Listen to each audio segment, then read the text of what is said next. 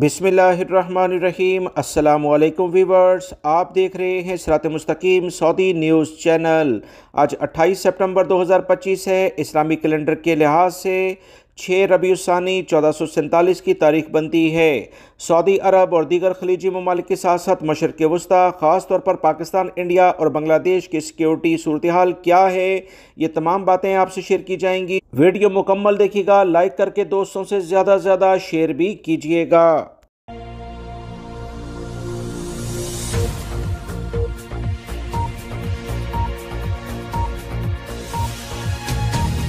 Viewers, Pakistan और India के border से एक इंतहाई नाजुक और बड़ी ख़तरनाक किस्म की खबर आई है।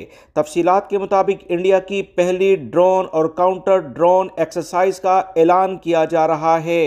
भारतीय अफवाज ने अक्टूबर के पहले हफ्ते में भारतीय तारीख की पहली बड़ी ड्रोन और काउंटर ड्रोन जंगी मशकें शुरू करने का ऐलान कर दिया है।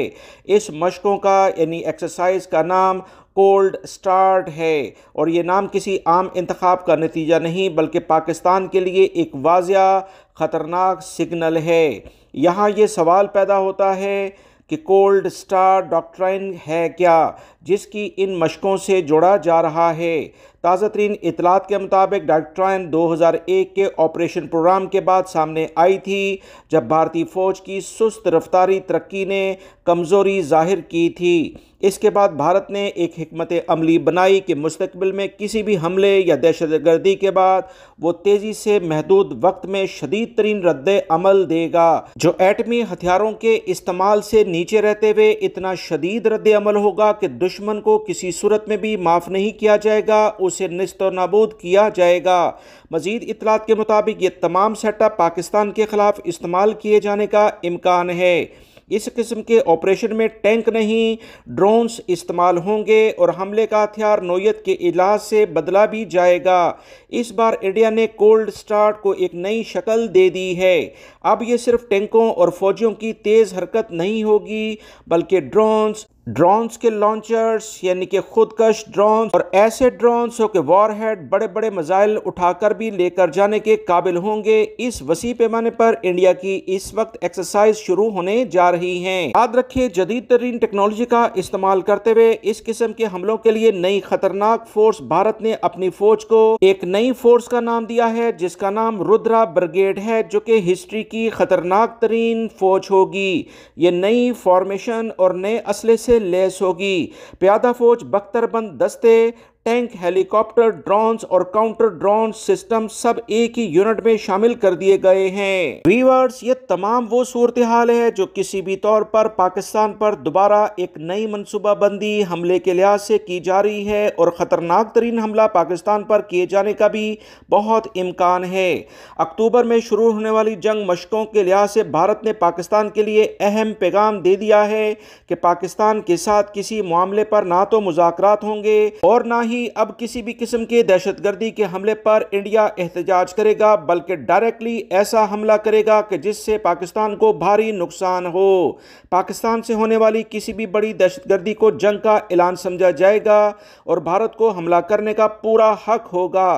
पाकिस्तान की तरफ से की जाने वाली दहशतगर्द कार्रवाइयों का जवाब अब भारतीय अफवाज तेज टेक्नोलॉजी, टैंकों और ड्रोन्स और काउंटर ड्रोन्स यूनिट्स के जरिए देगी, जो कि एटमी दहलीज से नीचे रखकर वो तमाम तर असला इस्तेमाल किया जाएगा, जिसमें सिर्फ एटम बम नहीं होगा बल्कि इससे नीचे जितना भी असला है वो यकदम इस्तेमाल करके दुश्मन को भारी नुकसान पहुंचाने की इंडिया की एक पॉलिसी को जाहिर करता है। वर्ड्स, आसान और सादा अल्फाज में अगर आपको बताया जाए कि इंडिया अब ऐसी प्लानिंग करने जा रहा है कि पाकिस्तान के एटमी हथियार बेअसर हो जाएं और तमाम तर ऐसा सेटअप वहां पर कायम कर दिया जाए जिससे पाकिस्तान को बहुत नुकसान हो।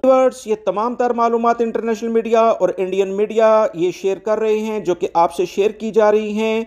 कोल्ड स्टार ड्रोन मशक भारत के लिए सिर्फ फौजी तैयारी ही नहीं बल्कि एक आलमी ऐलान है कि इंडिया अब हाईटेक जंग की जानिब जा रहा है। अब पाकिस्तान भारत मुस्तकबिल की जंग ड्रोन्स के जरिए लड़ेंगे और भारत अपनी स्ट्रेटजी को नए दौर के मुताबिक ढाल रहा है।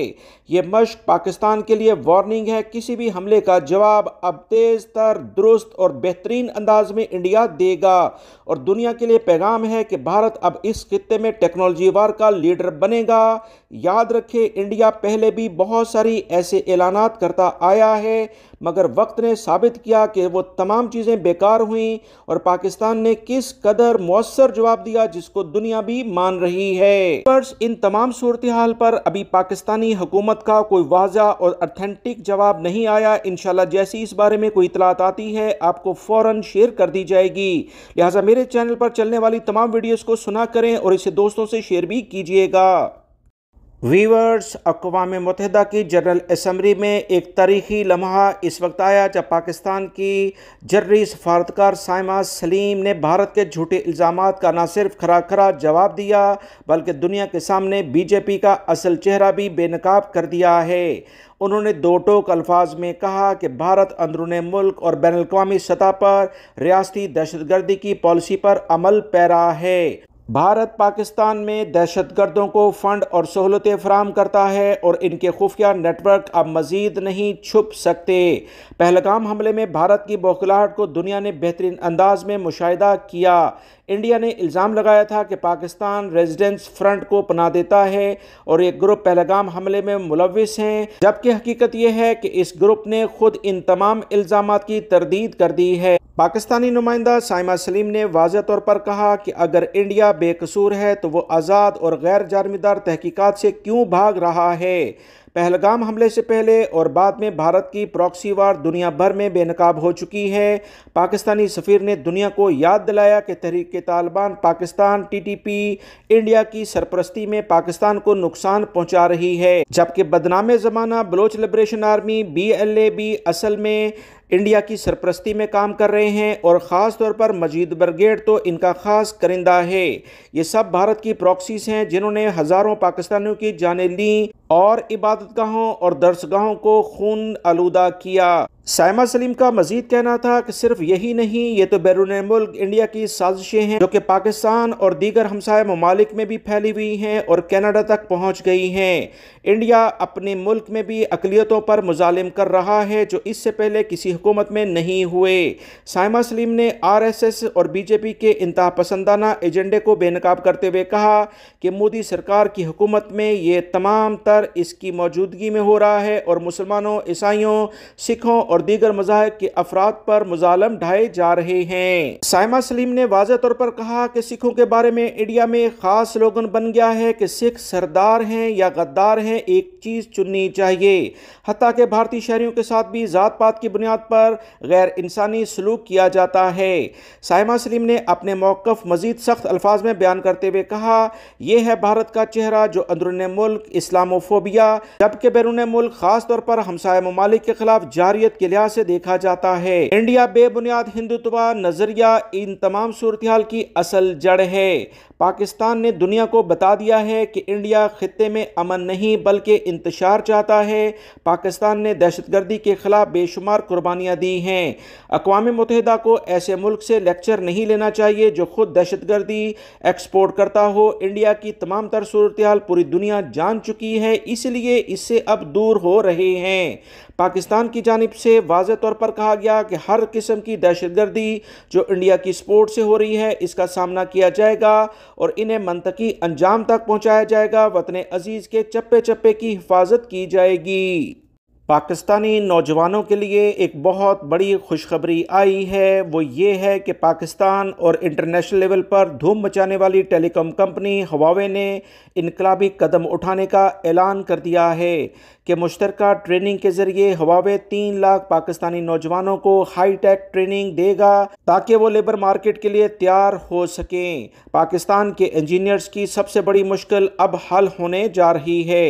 4 साल डिग्री के बाद जो नौजवान इंजीनियरिंग और लेबर मार्केट में कदम रखते हैं तो कंपनियां कहती हैं कि तजर्बा कहाँ है, यानी तालीम मुकम्मल है मगर हुनर और इल्मी तजर्बे की कमी की वजह से मुलाजमत का हासिल मुश्किल तरीन टास्क बन जाता है। लेकिन अब पाकिस्तानी हुकूमत और हवावे ने मिलकर 3 लाख नौजवानों को हाईटेक ट्रेनिंग देने का फैसला कर लिया है। वजारत IT के मुताबिक अगर सिर्फ 10 लाख नौजवान औसतन सालाना $10,000 कमाएं तो पाकिस्तान की माईशत बदल जाएगी।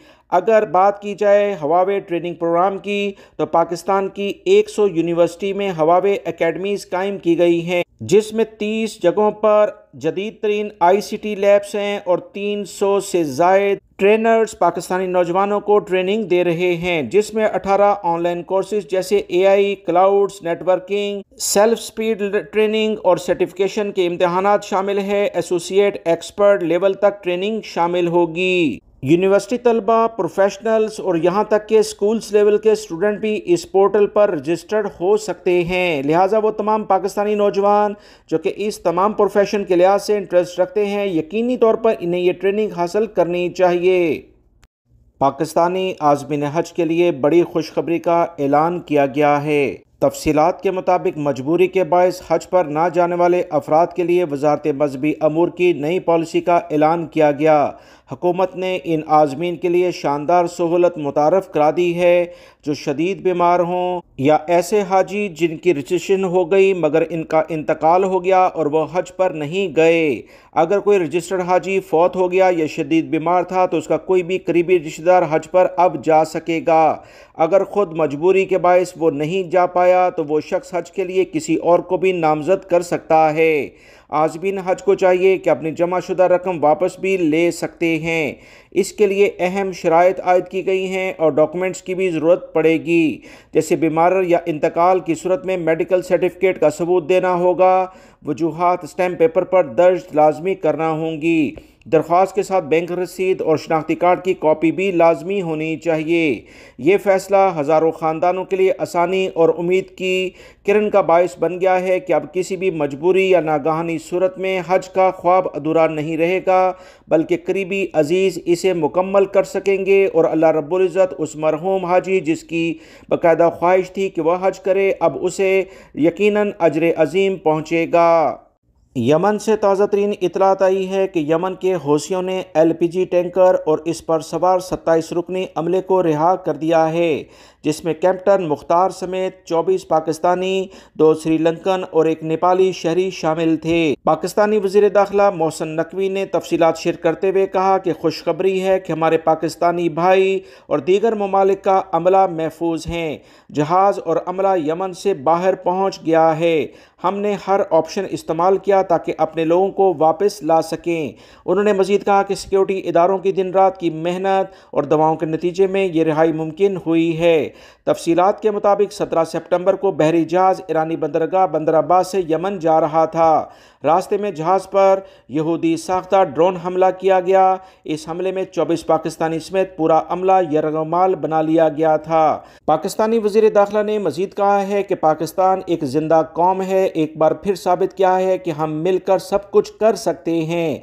ये कामयाबी न सिर्फ अहले खाना बल्कि पूरी कौम के लिए एक खुशी और सुकून का बायस बनी है। पाकिस्तानी अवाम एक बार फिर देख लें कि जहां कौम मुत्तहिद हो वहां वो सब कुछ कर देते हैं जो कि पहले नामुमकिन नज़र आता था।